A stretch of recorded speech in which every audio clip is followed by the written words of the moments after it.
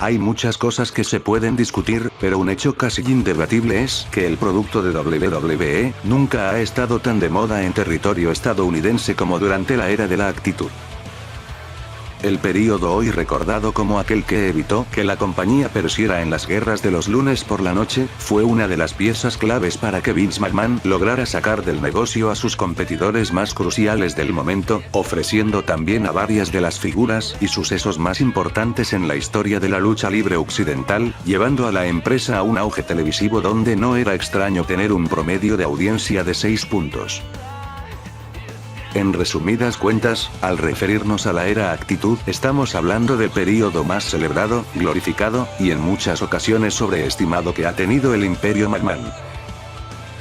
Además de esto, también estamos hablando de una época cuya característica principal es aquel factor a la que la empresa se refirió en su momento como narración amplificada, trayendo a cuelo una mayor transgresión en general que, como es de esperar, en muchas ocasiones se prestó como material de controversia, y que en algunas ocasiones incluso llegó a sobrepasar los límites del kayfabe hacia la realidad, dejando para la posteridad momentos que van desde lo penoso, hasta sucesos verdaderamente funestos.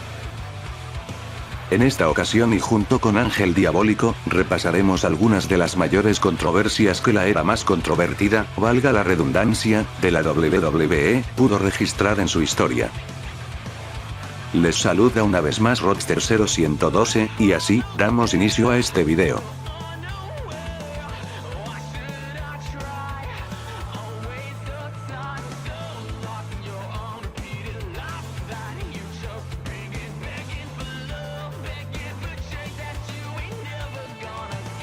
Seamos sinceros.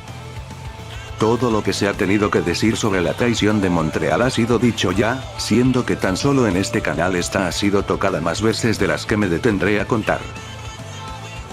Pero es que si es tan hablada, es porque precisamente sus buenas razones tiene, pues nos referimos a uno de los puntos de inflexión más importantes y polémicos en la historia de WWE, y del wrestling estadounidense en general, y por lo tanto una parada obligatoria para el tema que nos concierne.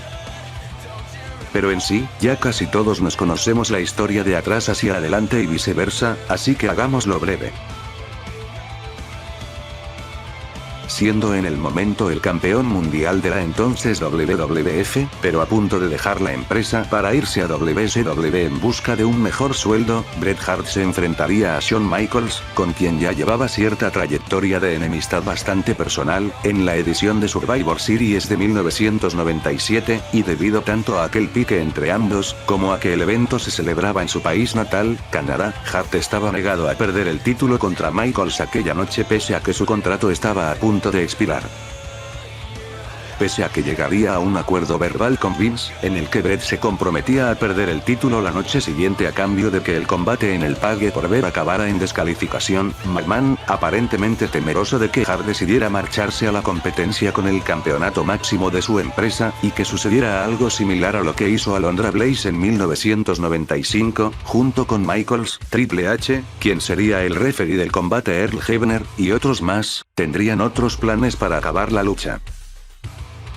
Es así como en lo que ya parecía ser el clímax del encuentro, el chico rompecorazones encerró a Hart en su francotirador, a lo que Vince y Hebner inmediatamente reaccionaron llamando al cronometrador para que tocara la campana, declarando a Shawn como el nuevo campeón pese a que Bret nunca se rindió.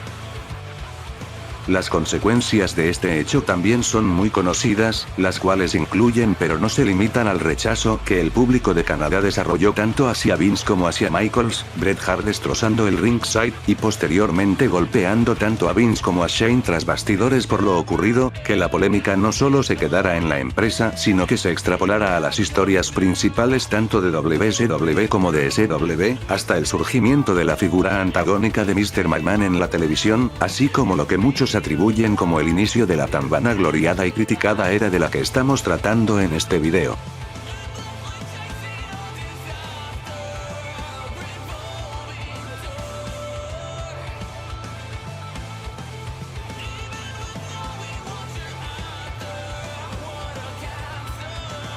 sin importar qué tan versátil podamos establecer que es la lucha libre a la hora de contar historias, igual y un acto que implique un cuadro de depresión que lleve a su padeciente a intentar quitarse la vida en pleno show, es algo que queda muy fuera de lugar, y sin embargo la WWE no ha escatimado en llevar a cabo estos infames tipos de actuaciones en más de una ocasión, como los ya olvidados segmentos bautizados como Suicidio a la hora del almuerzo, protagonizados por el referee Tim White, donde luego de un intento fallido de quitarse la vida con una escopeta a finales del 2005, pasaría cada semana volviendo a intentarlo con un método distinto en cada ocasión. Unos 7 años antes de estos sucesos, la empresa ya estaría explorando este terreno, pero esta vez con Road Warrior Hawk. El año era 1998, y con la incorporación de la en ese momento nueva era más orientada a un público adulto, a los directivos de la entonces federación se les ocurrió que sería buena idea tomar los problemas reales con las drogas y el alcohol por los que estaba pasando Michael Hextrand, nombre de pila de Road Warrior Hawk, y llevarlos a la pantalla, apareciendo en sus luchas aparentemente bajo los efectos de estos, y agregando a la ecuación un gradual desarrollo de tendencias suicidas. En consecuencia a esto y para dar un poco de estabilidad a su equipo, Legion of Doom, se incluiría a un tercer miembro, Puck, luchador mejor conocido en la actualidad como Darren Drozdov. El hecho de que este último fuese metido a la agrupación en consecuencia a sus problemas solo empeorarían las supuestas tendencias suicidas de Hawk, lo que finalmente nos llevaría a los hechos del episodio de Raw del 16 de noviembre, cuando mientras Animal y Puck disputan una lucha por parejas, Hawk sale al escenario y procede a escalar el Titatron, para posteriormente empezar a soltar numerosos improperios mientras amenaza con lanzarse, frente a las súplicas de sus compañeros intentando evitar que esto ocurriera. Eventualmente, Puck escalaría a donde estaba Hawk, supuestamente para intentar tranquilizarlo, pero en vez de esto, procedería a empujarlo, pasando el segmento en tan solo un instante, de ser una amenaza de suicidio a un intento de homicidio, lo que luego tomaría un giro aún más absurdo con Puck, revelando que él también era el responsable de la recaída de Hawk en los vicios, con la intención de tomar su lugar de forma permanente en la Legion of Doom. La verdad es que aquel segmento, y en sí todo ese infame ángulo resulta incluso mucho más cutre que ofensivo, pero aún así sobra decir el mal gusto que representa algo de tal naturaleza, aún más tratado de la forma no tan agraciada o acertada por decirlo menos, con la que la empresa suele abordar ciertos temas desde tiempos inmemorables.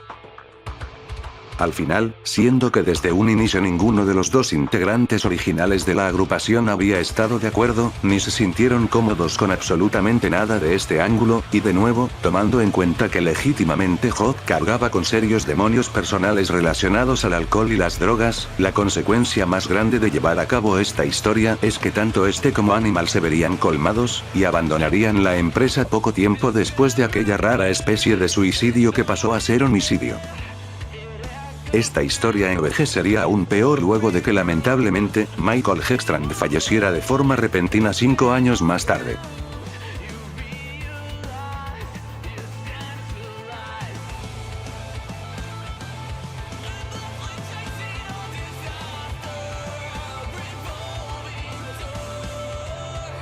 Muy buenas gentecilla de YouTube, aquí nuevamente saliendo de la tumba el ángel diabólico para la dosis diaria de ayuda al tío Rockster, esta vez hablando de cosas que no fueron tan bonitas de la llamada mejor era de la WWE, amada por muchos, odiada por otros, pero jamás pasada por alto, era de la actitud. Y aunque en el pasado en este canal y precisamente en donde participé, se hablaría de lo positivo de esta, ahora toca ver la otra cara de la moneda.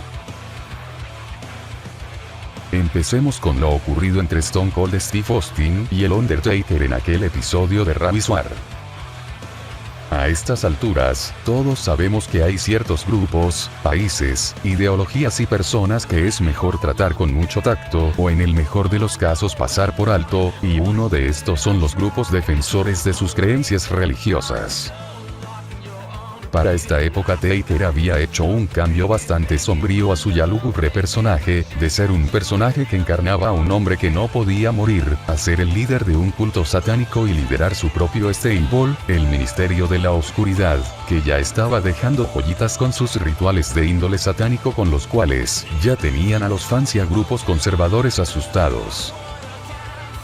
pero en plena rivalidad entre la cara máxima, Stone Cold, contra el Fenómeno, a este último se le ocurriría elevar las apuestas, y WWF se sacaría un segmento, con lo que alzaría la vara en lo polémico, cuando el Ministerio de la Oscuridad ayudó a su líder a minimizar a su acérrimo rival, para poder colocarlo bajo su símbolo, y elevarlo dejando una imagen que aunque a la audiencia en la arena poco y nada escandalizó, debido a que los tenían ya medio acostumbrados a estas acciones, fueron a los grupos de protección, que lo que se mostró no les cayó bien, y mucho menos se lo tomaron como una broma, haciendo reclamos y protestas para que sacaran aquel producto de la televisión americana, cosa que como sabemos nunca pasó, y solo sirvió para alimentar más el papel de Taker, que seguiría siendo de las suyas como la vez que ahorcó al Big Boss Man, que a mi opinión fue algo mucho más fuerte.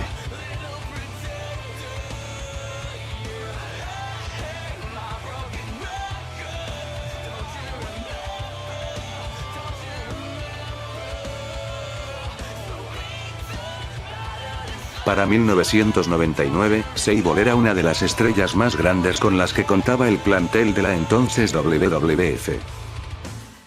Después de posar para Playboy, convirtiéndose en su momento en uno de los tomos más vendidos en la historia de la revista, y de no mostrar ningún tipo de pudor a la hora de enseñar carne en los shows de lucha, Sable pasó de ser un valet que acompañaba a su entonces esposo Mark Mero, a una de las figuras con mayor demanda en el Imperio McMahon bajo derecho propio. Por supuesto, la directiva no pudo, ni tampoco tuvo la intención de ignorar los deseos de los fanáticos de ver más a Sable, por lo que la impulsaron hasta convertirla en una estrella mucho más grande que al propio Mero, separándola eventualmente de este y hacerla la indiscutible figura femenina número 1 de la promoción.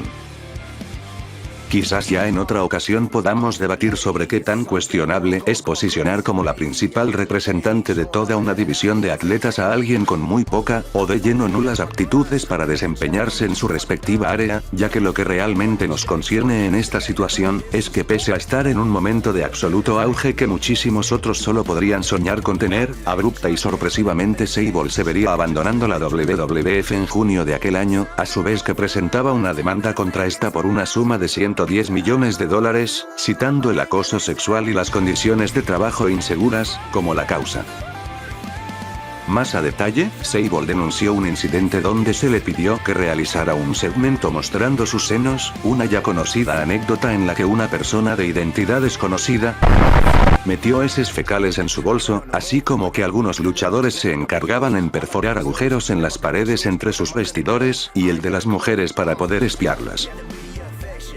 Aunque la noticia alcanzaría un revuelo bastante importante en su momento, y aún a nuestros días es algo que se sigue revisitando bastante al hablar de las mayores polémicas que giran alrededor de la WWE, eventualmente se llegaría a un acuerdo extrajudicial con Sable en agosto, y en 2003 esta incluso se vio regresando a la compañía.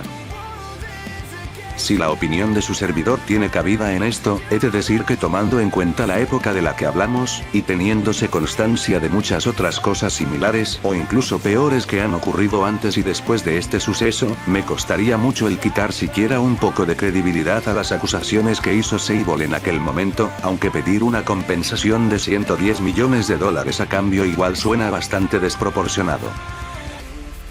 Pero tomando en cuenta que al final ella y la empresa llegaron a un acuerdo fuera de la corte por una suma que aunque desconocida, podemos apostar todos que está muy alejada de los 110 millones, se podría concluir en que esta cifra es más que cualquier otra cosa, algo simbólico.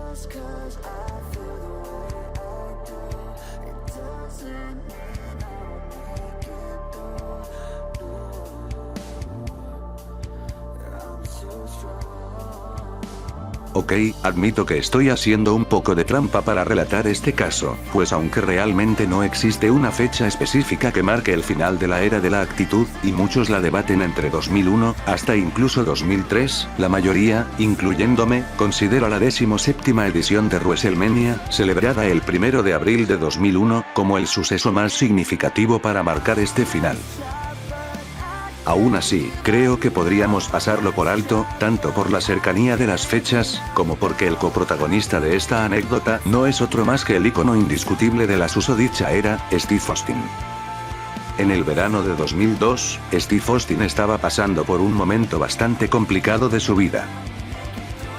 tras haber sido la mega estrella casi que indiscutible de la WWF desde 1998, sobre el que básicamente giraba todo lo demás, lamentablemente tras 4 años las lesiones se le habían empezado a acumular a un ritmo preocupante, su cuello cada vez le pasaba más factura, y para el colmo, su relación con Vince y en extensión con la compañía se había vuelto bastante tensa, haciendo que este abandonara su puesto a inicios de junio. Su vida íntima tampoco iba precisamente por un buen camino. Austin estuvo casado con Debra Marshall desde septiembre del 2000, hasta que se divorciaron en febrero de 2003, pero no sin antes de que Steve fuera acusado y detenido por abuso doméstico, siendo esto una noticia que se propagaría rápidamente en la prensa nacional, para el infortunio de la serpiente de cascabel. De por sí, muchos han catalogado el matrimonio de estos dos como uno muy inestable desde el principio, lleno de peleas y, según indican algunos, incluso arremetimientos físicos por parte de Debra hacia Austin. Pero finalmente toda la situación llegaría a su clímax cuando el 15 de junio de 2002, la policía fue llamada a la residencia que compartía la pareja, y aunque no existen muchos detalles de todo este caso, debido a un acuerdo de confidencialidad al que llegaron las dos partes en su proceso de divorcio, se conoce que Debra tenía claras marcas de haber sido agredida, por lo que Austin fue procesado y posteriormente condenado a pagar una multa de $1000, cumplir 80 horas de servicio comunitario, y se le otorgó un año de libertad condicional. Si algo mínimamente positivo se puede resaltar de esta situación, es que al menos aquel incidente sirvió para que la pareja finalmente terminara de caer en cuenta que no debían seguir juntos, y mientras Austin hasta los tiempos actuales ha pronunciado su arrepentimiento por aquel suceso, por lo menos tuvo la fortuna de reencaminar su vida por un mejor tramo, y fue capaz de tener un último momento de gloria como luchador hasta dar su último combate contra su mayor rival, La Roca, en WrestleMania 19, logrando dar final a su carrera por todo lo alto.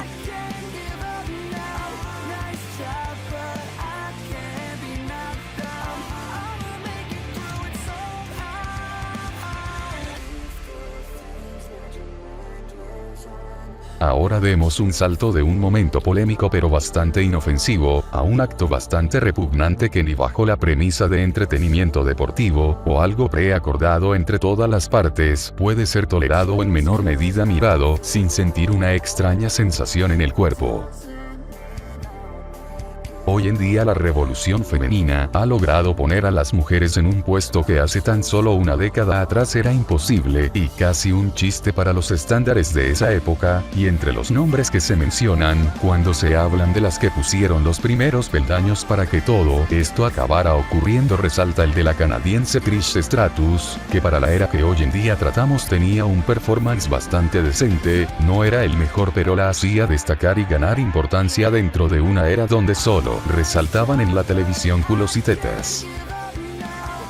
Pero aun con todo esto, los inicios de Stratus en la federación fueron bastante curiosos, por usar algún eufemismo, siendo presentada como la manager del tag team para nada sacado de la manga, de Testy Albert, donde servía como el atractivo visual de este grupo que nunca llegó a nada en realidad.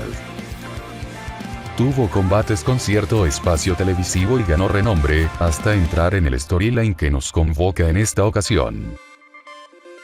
Su romance con McMahon, lo que fue la excusa perfecta para que Vince cumpliera un capricho, se emparejó a sí mismo con Trish en el feudo que este sostuvo contra su familia rumbo a la 17ª edición del magno evento donde lucharía contra su hijo. Stratus tomó un papel como la mujer que le haría la vida de cuadritos a Linda y sobre todo a Steph, con momentos tan entre comillas especiales, como Trish besándose con Vince frente a una aparente Linda en estado vegetal. Este ángulo llegaría a su fin de una manera que hoy en día ha calado hondo como prueba de lo machista que puede llegar a ser WWE, y sobre todo su jefe. En un segmento de Raw, un Vince furioso comenzó arremetiendo contra la rubia para proceder a obligarla a desprenderse de su vestimenta quedando en ropa interior, para luego obligarla a gatear y ladrar como perro en un segmento donde se puede sentir la incomodidad en la mujer de no querer estar ahí, sufriendo aquella humillación en televisión mundial, y que la misma WWE ha tratado de borrar de su historia sin mucho éxito, por cierto. Qué bueno que a partir de esto, Trish pudo encontrar un trato mejor y convertirse en un pilar fundamental para las mujeres en la WWE, y ser reconocida hoy en día como una leyenda viviente en la industria. Quiero agradecer a Rockstar nuevamente por dejarme estar en su video y pido perdón, que por culpa mía este se atrasó. Sorry amor, besitos y adiós.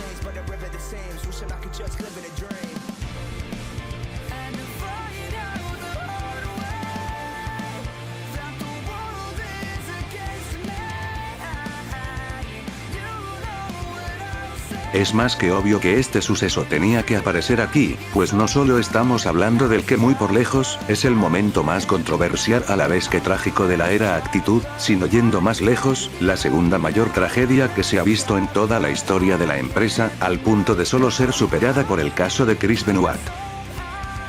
Y es que con toda la razón del mundo, la muy lamentable caída de Owen Hart sigue siendo uno de los momentos más delicados que le ha tocado vivir a la industria, y seguro que uno de los más funestos que a una audiencia le ha tocado tener que presenciar.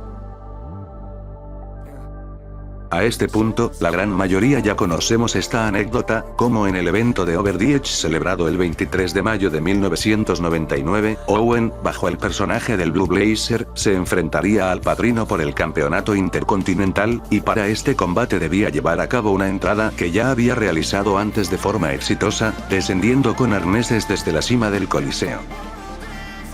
Similar a aquella ejecución, el plan era que tras descender con el arnés hacia el cuadrilátero, Owen simulara el tener problemas para soltarlo, brindando un momento de comedia como la primera vez. Lo que se podría incluso definir como el génesis de la tragedia, es que la complicación para soltar el arnés no era algo del todo actuado, sino que el menor de los Hart le había expresado esta incomodidad a Vince Russo. Es a partir de esto, que decidieron cambiar el arnés estándar de liberación lenta, el cual es más seguro, por uno de clip náutico, el cual tiene una liberación más rápida, utilizado para soltar los mástiles de los veleros, decisión que según se cuenta sería aprobada por todos los coordinadores a excepción de uno, que declaró este cambio como una completa locura.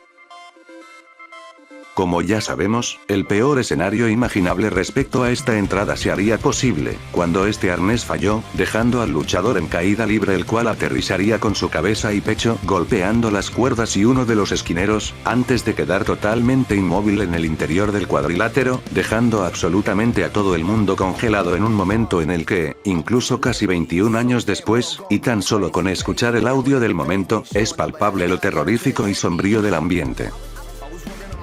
Rápidamente, el personal médico, personal de ringside, e incluso Jerry Lawler, acudirían a la atención de Owen, pero todo sería en vano. Tras minutos de absoluta incredulidad frente a lo que estaba ocurriendo, sería Jim Ross quien finalmente confirmaría el miedo general, e informaría al mundo que Owen Hart había fallecido camino al hospital, a causa de sus heridas, en lo que todos están de acuerdo que fue una de las noches más oscuras y funestas en la historia de la lucha libre. Si el video te gustó, no olvides dar pulgar arriba y suscribirte en caso de no haberlo hecho aún. También puedes seguirme por mis redes sociales, cuyos links estarán en la descripción. Muchas gracias a Ángel Diabólico por una vez más echarme su siempre bienvenida ayuda a otro más de mis videos. De verdad estoy muy en deuda contigo. Sin más, les habló Rockstar 0112. Nos vemos muy pronto.